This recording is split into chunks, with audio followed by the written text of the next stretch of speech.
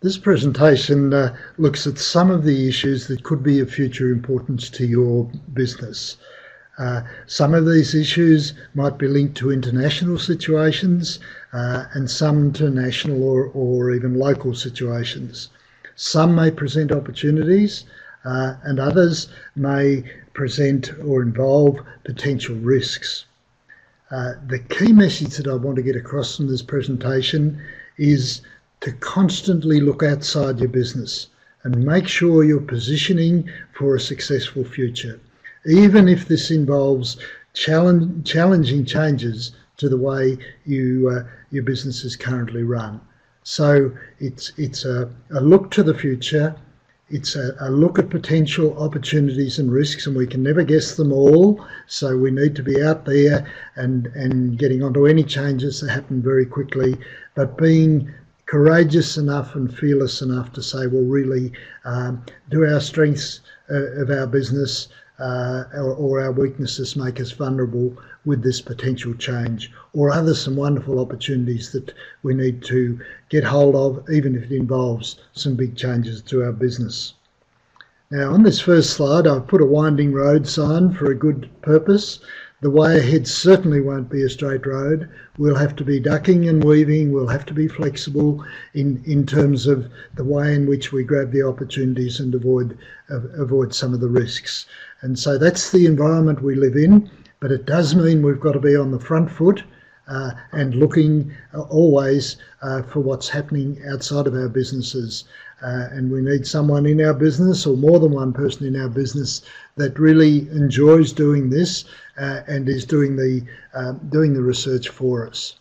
So let's move along here and talk a little bit more as to why this sort of approach to positioning your business, looking for the opportunities and risks, is more important. What's the world telling us? The world's telling us that we can't just go on doing the same thing year after year, or it would be very dangerous if we do. That strategic thinking about changing the main ways in which we do this or that, new enterprises or different ways of doing enterprises, new technologies, all that sort of thing, that sort of thinking and planning have become more important because change is happening so quickly. There used to be two certainties, death and taxes. Now we add another one, and it's volatility. Volatility in input prices as well as volatility for our product prices. The world is getting fragile and nervous. This is leading decision makers sometimes to knee-jerk and change policies very quickly. It's leading markets to be more volatile than they had previously been. And it's leading the cost of some of our inputs like fertilisers to be more volatile than they've previously been. We need to get used to that sort of environment. It's not all bad. The really good managers in the world like volatility because volatility creates opportunities. But you have to be right on the front foot and ready to see how you can benefit from any change. If you're just reactive to it, then the results can be pretty negative. A guy called Thomas Friedman wrote a book a few years ago called Hot, Flat and Crowded, and it summarises a bit of some of the things that are now big things that are happening in the world. The first is the potential for climate change, and the probabilities are there, even if you're a little sceptical about some of the projections, that we need, in most cases, to be factoring in the medium to long term, some changes in our climate and be doing the what ifs. What if this happened? What if that happens? What if it gets 2 degrees warmer, 3 degrees warmer or more? How will it affect droughts, the length of droughts? How will it affect major weather events like floods and storms and so on? So Thomas Friedman said 3 things: hot, climate change. By flat, he meant that technologies are moving very quickly around the world. And I've seen this. I've seen modern machinery in Kazakhstan and in Russia that's just been imported from the USA and from other countries, and the technologies that go with it that just very quickly move in. Much harder to change people's attitudes and land tenure and other things, but the technologies can move very quickly. And the crowded part there, of course, is population increase. The world looks as though it will have to cope with more than 9 billion people by 2050. And this is going to put pressure on the planet. It's going to cause this nervousness and volatility, and it means we really will be adjusting our businesses accordingly. And tied in with that, there is plenty of indication that we need to produce more with less. Excuse me, we've got pressure on water. We've got pressure on soil. We're losing arable land to roads and to industrial and residential development. There's pressure on fertiliser. There's finite amounts of certain fertilisers like phosphate. And we're being asked to be sustainable with more erratic climate and climate change. So some real challenges that are going to affect whether we're successful or not in our businesses in the medium to long term. And it's particularly important, of course, in family farms where we take a longer view and we're looking to secure as much as we can the futures for our children and our grandchildren. And so in amongst all this, we've got a lot more vertical integration, a lot more linkages through the chain, the supply chain. We've got pressures for quality assurance and food safety. We've got consolidation of big companies that want more volume, a critical mass for their supply chains to achieve efficiencies. And so we need to redefine the sort of business we're in. We've always thought we're in the farming business, but really we're now in the food business, or maybe some other agricultural products, fibre and so on that we produce. We're not in the farming business, we're in the food and agri-products business. And once we get that sort of thinking, then we think customers, and we think supply chains, and we think efficiency of supply chains, because the rewards we get depend very much on how well our particular supply chains work. And I put here the boiling frog problem. I'm told, I've never tried it, and I probably won't, that if you put a saucepan of cold water on a stove and you put a frog in that cold water and you very slowly increase the temperature of that water, the frog will never jump out until it's cooked. And human beings can be a little bit like this. It looks pretty well the same when you look out your kitchen window every day, but there are changes likely to happen that in the medium and long term can end up with big changes. And so we have to work hard to have a long vision so that we avoid the boiling frog problem and we deal with environmental and other changes before they become too serious.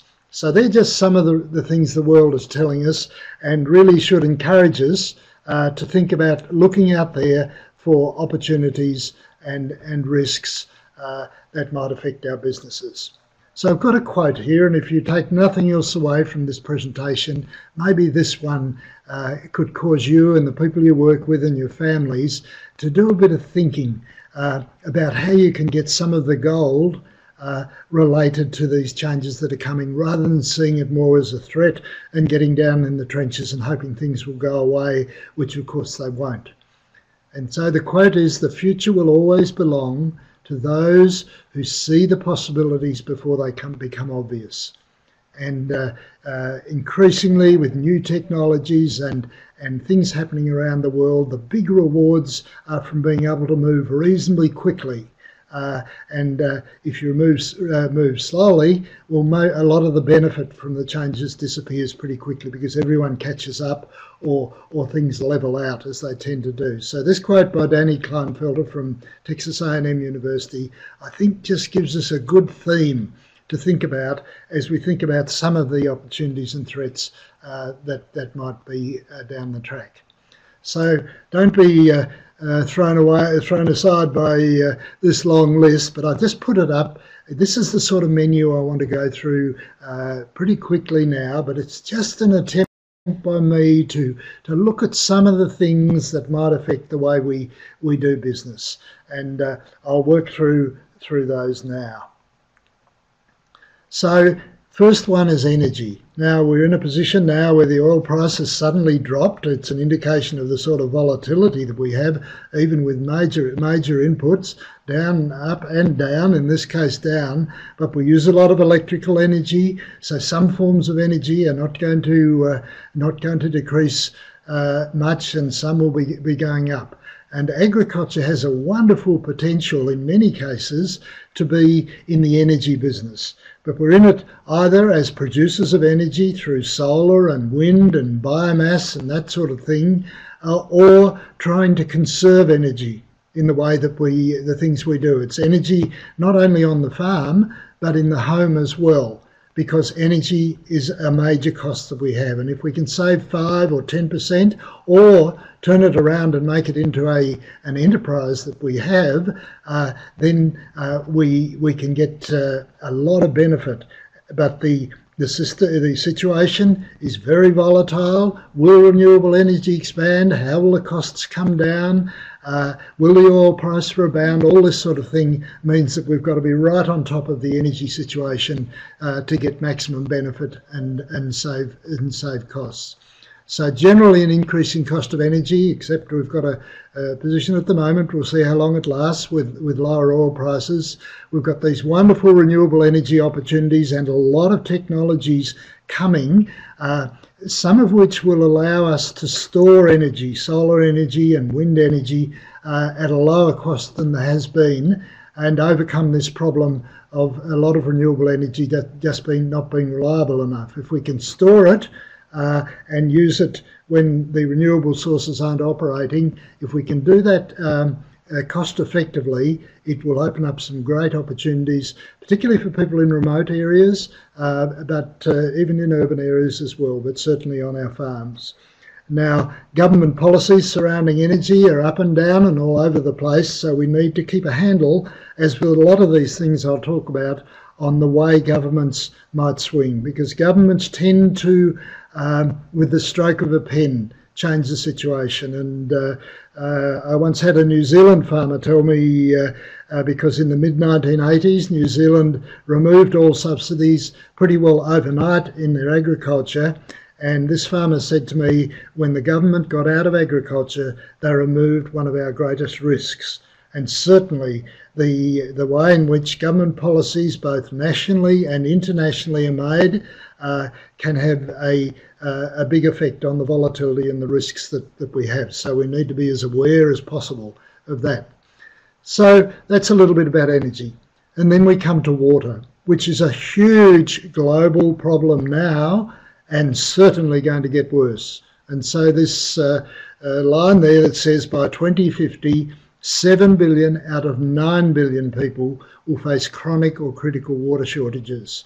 That is very serious. We need water for cities, we need water to grow things on our farms, water for all sorts of purposes, and yet it is under pressure in all sorts of places on the planet. Canada is probably a lucky country that has more water available, and it'll be interesting to see how Canadian farmers and Canada as a nation manages to use that resource, which it has pretty well in abundance. But of course there are areas of Canada that periodically have water shortages at all. And so the hard message with water for farmers, I believe, is to make sure you've got hold of the water you need with some allowance for future change, with climate change and droughts and so on it. Make sure you can control that water. And in some countries, we've got trading situations where you can actually buy water and you can sell it to other farmers on an annual basis or permanently. And so it can become another investment stream that you can have on the farm. So energy and water are two areas worth looking at. Just a couple of slides. This is just a very simple one first. Here it's not that much of a house, I guess, but it is a living quarters. It's in a rural area, and you can see up on the right-hand side that windmill. It's got solar panels, it's got solar hot water, and there was no connection with the electricity grid to that particular property. Here we are in the United States, where farmers are actually earning a side income They've got their corn and soybean fields, but they've got arrangements with electricity companies to have wind power, and they earn an annual fee for having those wind turbines on their farm. And then, particularly in North America, but it could influence the world price of grain, we have about a third of the US corn crop, which is an amazing amount, going into ethanol. And now the US is producing much more oil of its own. The ethanol is subsidised. If the subsidies were to be removed, then it will change the grain situation globally and certainly in North America, so it's something we would want to watch. So ethanol is producing a number of products, but it's essentially we've got a food crop going into energy production, and that can have big implications if that situation changes. This is just a slide just to really reiterate what I said about the potential shortage, the current shortage of water, and the potential for it to be even more serious. This is the number of countries that are overpumping their aquifers, and it's back in 2010, and it certainly hasn't got any better. So what we're saying is that currently at least 3.5 billion people live in countries where their aquifers are being overpumped. And that has to have an end effect, which is pretty negative if it continues to go on. So they're in alphabetical order. If we go down S for Saudi Arabia tried to grow wheat. They've exhausted most of their water supply. They've found that they cannot grow crops, and they use huge desalination plants to provide water to their cities. And we go down towards the bottom to the United States. So there, that huge country with a huge agriculture has its water under stress. And we only have to look at California at the moment, where 800,000 acres are lying fallow because there's insufficient water, and there is real competition between agriculture and the cities for the water that is there. So let's move on now to the next things that we might present opportunities or might present threats. The environment and looking after the environment is in the minds of people, particularly in the Western world. Where there is poverty, people can't afford to look after the environment. They're in survival mode. So poverty is a great destroyer of the environment. So we need to do something like that. But for sure, agriculture and the environment are now linked. And we need to work hard to see what sort of income opportunities we might get from being good environmental managers. And that can be in the image we have and the way our suppliers look at it and our buyers look at us. It can be through good environmental management. It can lead to a higher value to our land. And I'm very interested that we look to Europe, which is really a crystal ball for where we might be going with environmental management, and see if we can find ways in which the community in general and consumers will reward us as farmers for being good environmental managers, even down to providing income opportunities directly if we do certain environmentally positive things. It happens in Europe. In countries like Canada and Australia, we need to work to see what can be done, because farmers alone can't carry the burden for environmental management over such huge land areas. So there's a potential source, and we'll need to monitor, depending on how economies go and so on, where the opportunities are to gain income from being good environmental managers.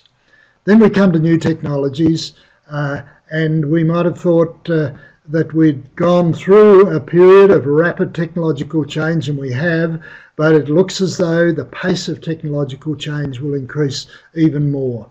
So what we're finding is that the biotechnology and engineering and information management are coming together to provide some really good opportunities for increased efficiency.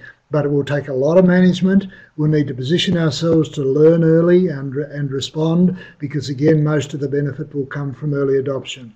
So big potential yield increases coming, technologies to increase the efficiency with which we use energy, a lot of plant and breeding and animal breeding that's going to give us opportunities.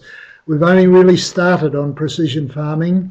We're going to have robots, we're going to have 3D printing of spare parts and that sort of thing. And who knows really at this point where the digital revolution will take us. But certainly we want to be learning, we want to be positioning and seeing what opportunities might be there.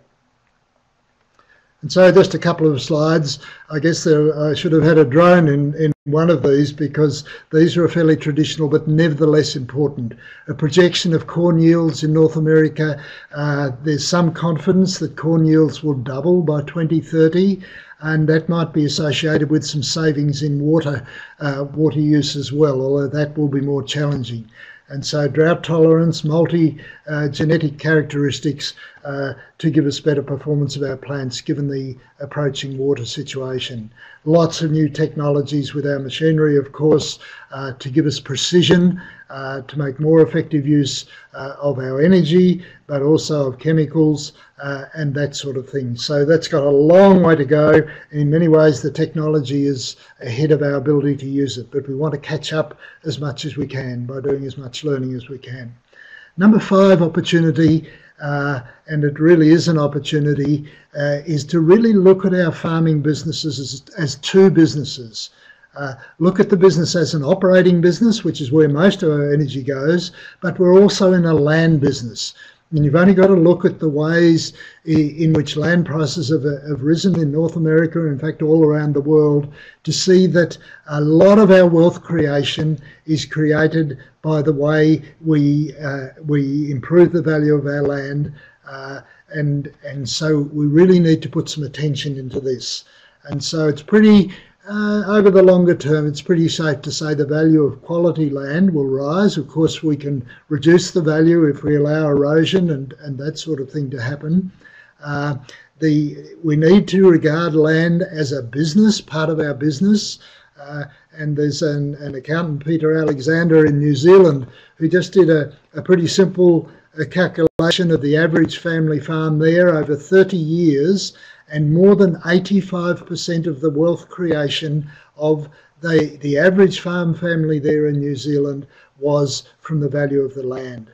And so we need to nurture this part of our business. Sometimes we might, in order to get some more cash into our balance sheet, we might sell a wetland or an area for recreation or something like that, because we still have the problem in agriculture that too much of our wealth is tied up in fixed assets, and if we don't have some cash in our balance sheet, well, we might miss opportunities that often come very quickly, and we need to be able to move very quickly.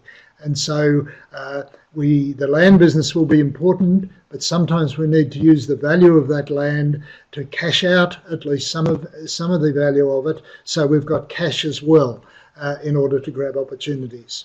The number 6 area that's constantly changing, but which drives what we do, and we must get much closer to, is our consumer and our community as well demands.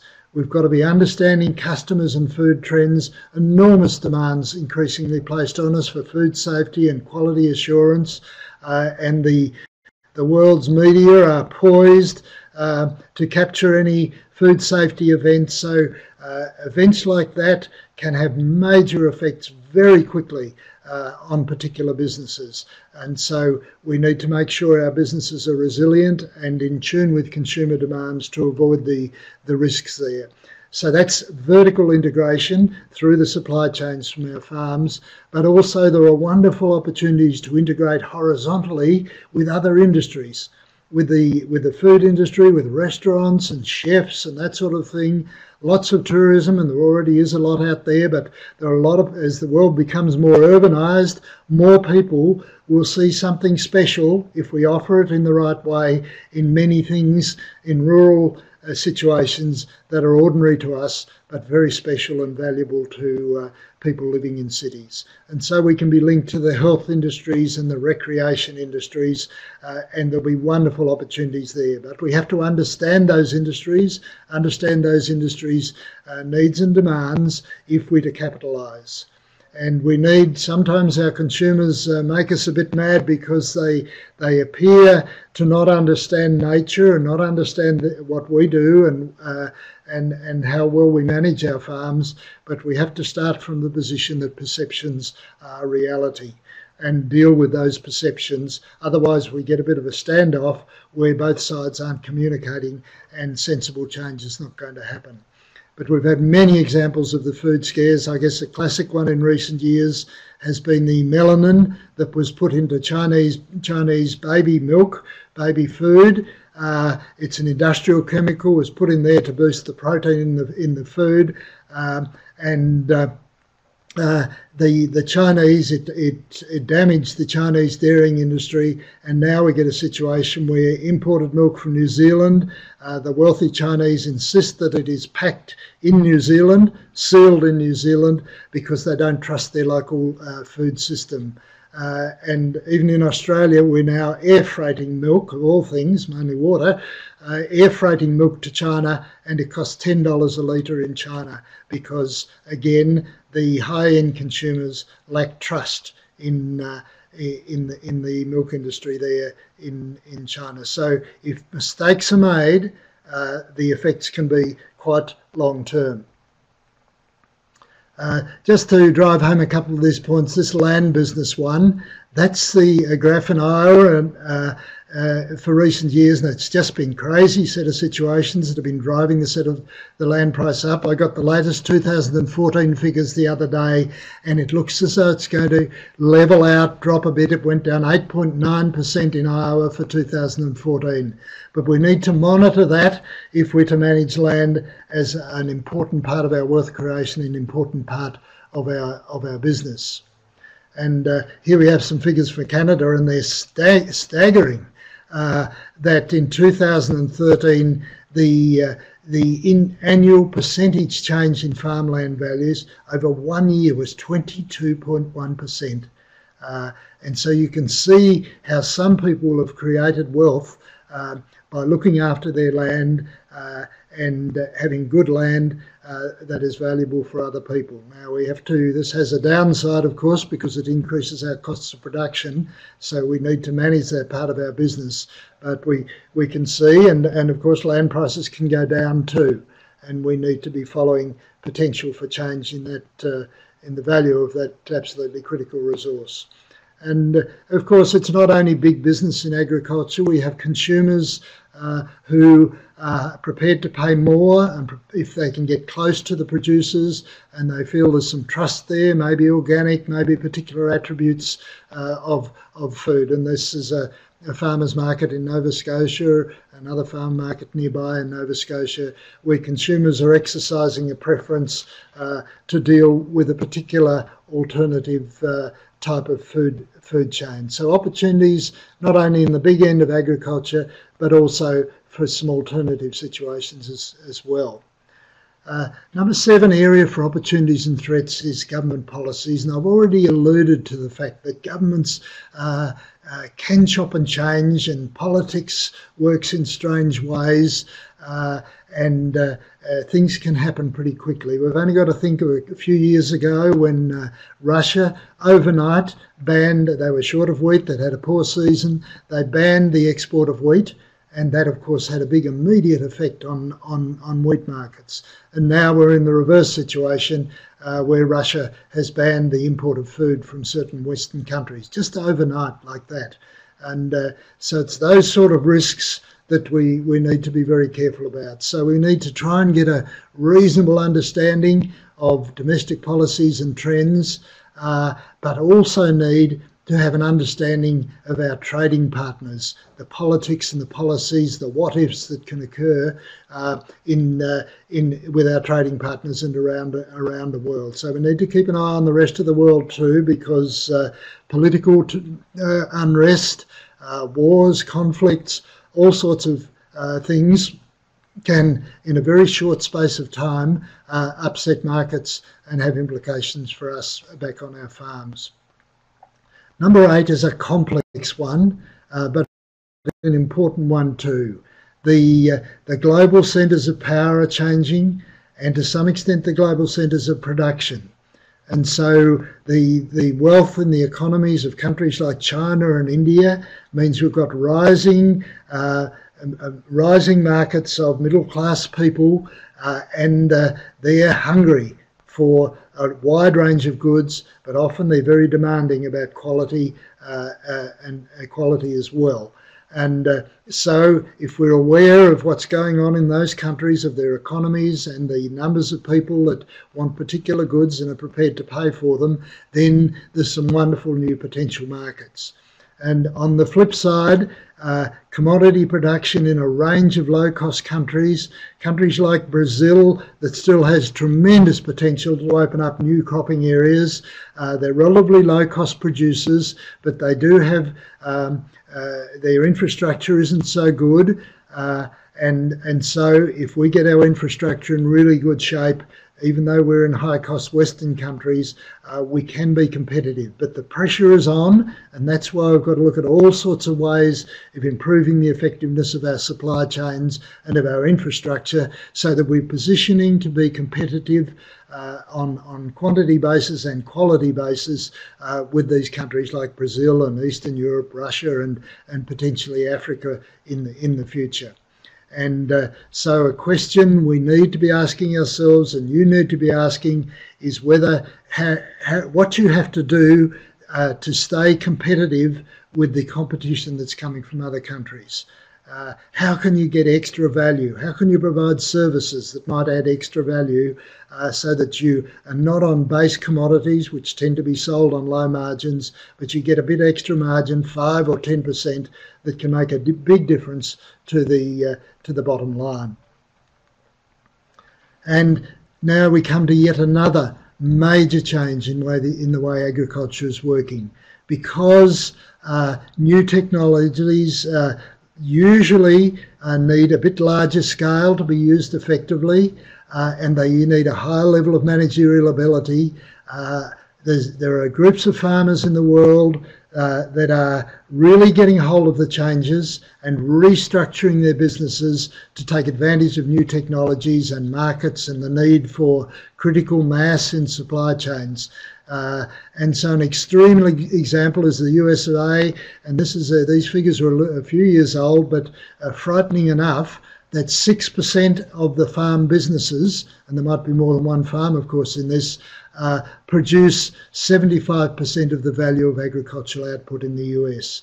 And so what we've seen is big farms getting bigger, smaller farms finding other ways to generate different income streams or appeal to different markets, but the disappearing middle-sized farms is where a lot of the pain is of adjustment in agriculture in the Western world particularly. So we need to understand economies of size, understand and be thinking about, hey, what structure do I need today in order to use technologies and be effective and be attractive to buyers, and how might that change in the future, and always be positioning to be attractive one way or another and effective and efficient in terms of the way your business is structured.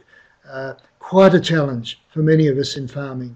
And so my lifelong passion has been the future of family farming, and I'm not too unhappy about where things are, because good family farms are alive and well and developing, but they are changing.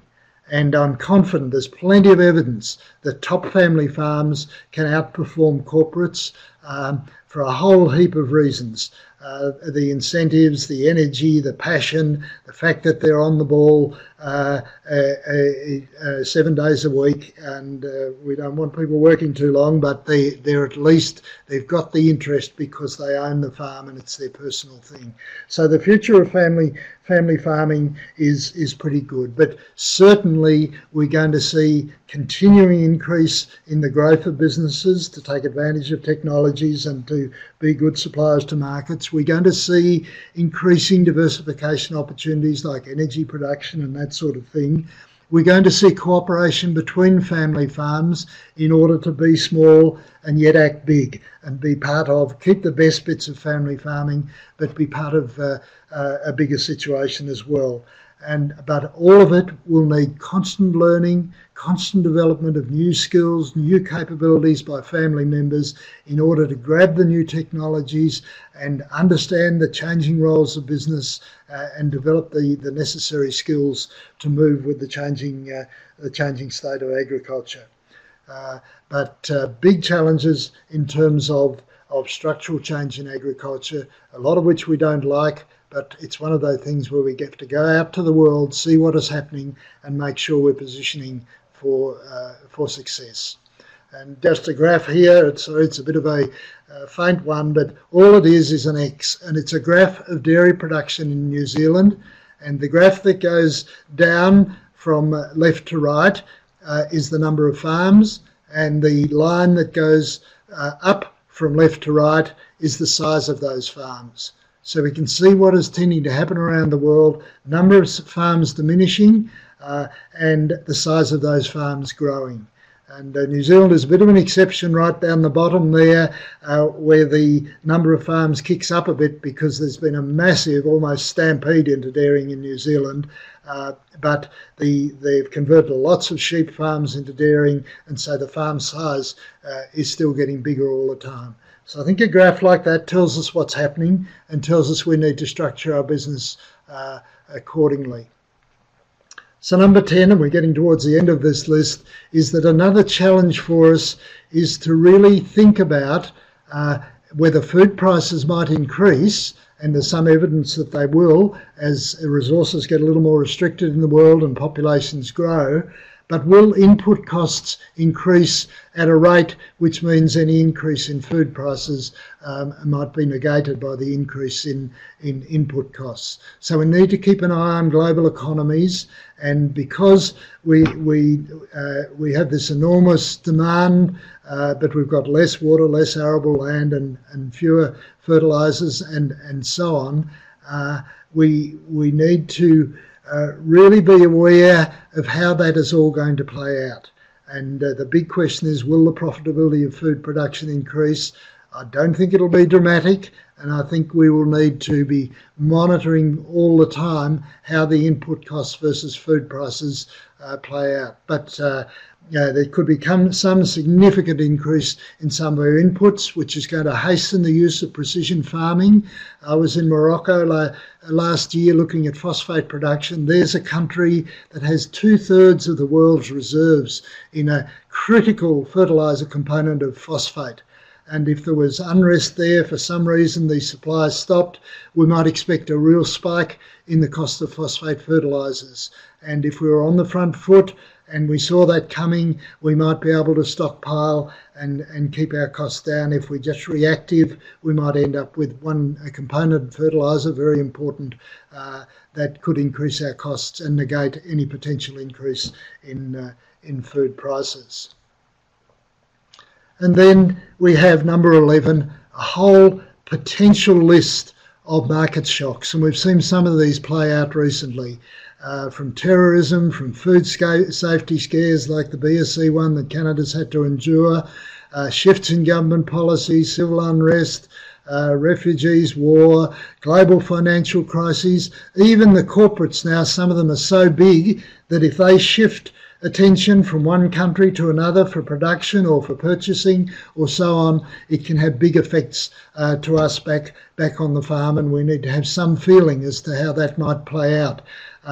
Corporates sometimes, I know I come from the little island of Tasmania down the bottom of Australia, and there's a constant threat that two major vegetable processors, one or the other or both, might leave the island, and if that were to happen, it would drastically change the future for the current vegetable producers, and they'd need to have a what if and have a plan B if that were to occur. And of course, we've always had production booms and busts that can cause big shocks to markets. And finally, number 12, we don't know what a lot of the changes are going to be down the track. We do need to have a process and a planning process and be meeting and thinking and stimulating one another so that we're right on the front foot when something unusual comes along that we need to respond to. And if we can respond more quickly and in a more measured way and sensible way, controlling the risk as we go, there'll be some potential good opportunities, but also we can protect against the downsides as well. Just to finish off, and we're by no means right up the top of the pile, but we are trying to, in our family with a small farm, trying to respond to a lot of these changes. So I thought I'd just very quickly go through some of the things we're doing that might just give you an idea, because often the problem is, how do I go from an idea to implementing something? So what sort of steps are we taking to position our family and our businesses for the future? We're a small family. We have a son, a daughter-in-law, my wife and myself. We have 2 grandchildren, which is really giving us a long-term view. Those grandchildren will probably be alive at the turn of the century, and we know that lots of things can happen during their lifetime. So we're trying to position the strong family relationships, but also resilient businesses, so that we can not rule from the grave, but try and position for our children and grandchildren to have the best possible time. And so we have regular family meetings and we discuss goals and review our goals so that we're all understanding where one another are going and where we're trying to take the family and the business. We've got guidelines of the way we communicate with one another. And increasingly in our family meetings, we're talking less about operational matters and more about strategic and forward-looking and how we're positioning, what opportunities are coming around the corner, what research do we need to do to be able to possibly take up those opportunities. We're working on building resilient relationships, so we're staying together and we're all working together to maximise our opportunities, and resilient businesses. And it may seem crazy, but we do have something of a 100-year focus to try and position the family over the long term. So we're looking at some of these longer term issues. And so just some pictures of what we're doing. Top left-hand corner, a farm building that's now much more earning its keep. It's got 10 kilowatts of solar power. We actually get a check. Instead of paying for power, it's a business. It's a small power station, and we will expand that. We're waiting on the technologies, the battery storages and so on, so that we can expand it and store energy and maybe potentially be off the grid or very nearly off the grid. The window in the middle of that building is an art studio, and it doubles as a backpacker's residence when we need some help from young people who are travelling around Australia. So we're looking to use our resources as much as we possibly can. We've taken steps to drought-proof our property. We have 3 bores. We have an irrigation licence which is tradable. We can buy and we can sell. And in fact, this year I'm going to put a lot more effort into doing more investment in water and learning how that market works and have that as another income stream. You can buy water in Australia and you can lease it out in a temporary fashion on an annual basis to farmers, and it can be quite a good business like anything if you learn how to do it. We have quite a big tour down the bottom right-hand corner, a tourism business. We've converted a sheep shearing shed into high-end accommodation, and executives from the City of Sydney and Canberra come for weekends, and we do a lot of education about environmental things, about agriculture, but it is a very good business using the creativity of my wife to convert a building. It's all air conditioned and top end, and we've got some other buildings we use for tourism for our accommodation business as well. We're in the food business, we're not in the beef cattle business, and recently we sold some cattle through a special stress-free marketing chain which gave us a premium which made a big difference to the bottom line. So we're looking, even as commodity people with beef, we're looking to go up the chain, understand what the chain wants, and try and have a premium commodity which will give us some reward. We've done lots of environmental work. This top right-hand corner, a creek in our property that used to be clogged with willows. We've joined with neighbours, we've pulled the willows out, the reeds have come back, water quality's gone up, we've fenced off from the livestock, we've planted native trees and really added value and done a legacy work there for the future, because hopefully that sort of work will go on, and the benefits to the community will go on as well. Down in the bottom left-hand corner is a wildlife corridor on a boundary with a neighbour, 4 rows of trees each side, so we didn't take too much of one person's land, designed as a buffer between properties, which helps when we want to subdivide and that sort of thing, but also is a very good thing from a wildlife and environmental point of view. And we get some money for that.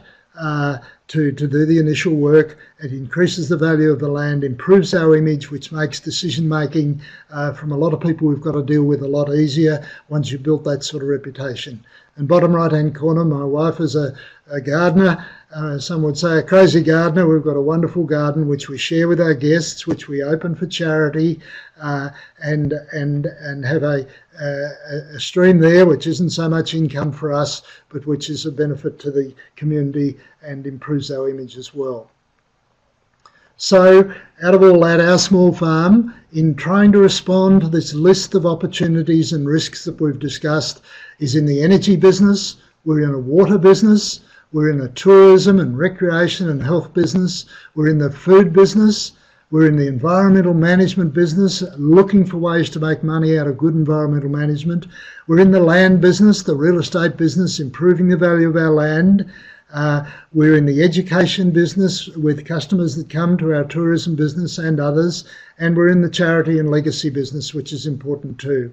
And potentially we've got all sorts of other businesses that we could sit around our farm in order to have a resilient financial situation for our family and use all the talents that we've got in our family.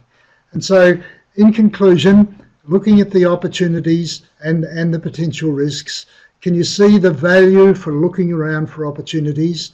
Can you see the value for developing planning skills, not only the operational stuff that we've always done, but in thinking strategically, thinking forward, and having an attitude of innovation, an attitude of really liking change and looking to the opportunities from change? That there are new elements of risk management and doing the what ifs to protect against this volatility and potential threats out there. So putting energy into the normal risks that we think about, production and finance and marketing, but also thinking about these strategic risks that could damage our business if they catch us unawares. So 3 things to do is, first of all, encourage creativity in your business. Have the courage to look at things that you may not want to see, but you need to be able to look at and perhaps change things that you might want to do, and be prepared to do the analysis and the planning necessary to move forward with minimum risk and maximum opportunity. Be prepared to create the time to research things and to do the implementation. You may have to delegate some of the research, but certainly when you're doing new things, often you've got to do the research yourself, and that takes time. And thirdly, have a war chest. Try and get more cash into your balance sheet so there is money available to quickly seize opportunities when they become available. So it's about learning, constant learning and positioning for the future. And I rather like this last quote. Really, there's no such thing as luck. Luck is really where good preparation meets opportunity. And we look at people that seem to be lucky, but if we look at how they've created their luck, it's often by forward thinking and positioning and preparation, so that when an opportunity came along, they were able to grasp that opportunity quickly. So thank you for that. I hope that stimulated some thought, and I hope you could go back to your families and your work teams and with your advisors and say, right, and cooperating between families as well, how can we set up a situation that is stimulating and exciting, where we could chase some of these opportunities and we get on the front foot and have a pretty good feel as to what's likely to come over the horizon. Thank you.